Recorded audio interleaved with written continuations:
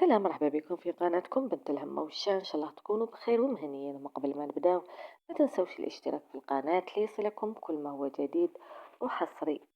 واخيرا تم الصلح بين ريبيكا وعبد الغفور اخ وحيدة قروج بعد المشكل الكبير اللي صرا، لانه ريبيكا دخلت فيما لا يعنيها. وخليكم تشاهدوا الفيديو. عزيز، ما كاين والو، اسمح ما بيناتنا، اسمح لي انا اللي دخلت فيما لا يعنيني. قالك من تدخل فيما لا يعنيه سمع على ما يرضيه.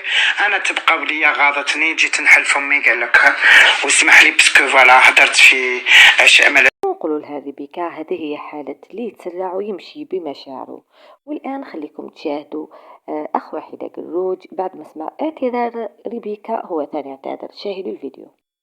سلام ميساج ريبيكا اسمح بيناتنا. على بالي بلي عجبتيني كي طلعتي بالغلطه ديالك واستعرفتي بها، ونحب واحده ما كان والو. انا فاش غاتيني شغل هذاك لانيفرسير تاع يما، من بعد دخل الدار لقى يما تبكي، واش كاين هاي ريبيكا وانتي خاطيك في الحكايه؟ لا غالب بنادم يخرج من الكاشا يبدا يصوتي، لا غالب راكي مسامحه وما كاين والو نورمال، وما معنى الا غلط سمحي لي بيسو بيسو. في نهاية الفيديو نقول لكم ما تنسوناش بالاشتراك في القناة وجيم وكومنتير. نقول لكم مع السلامة.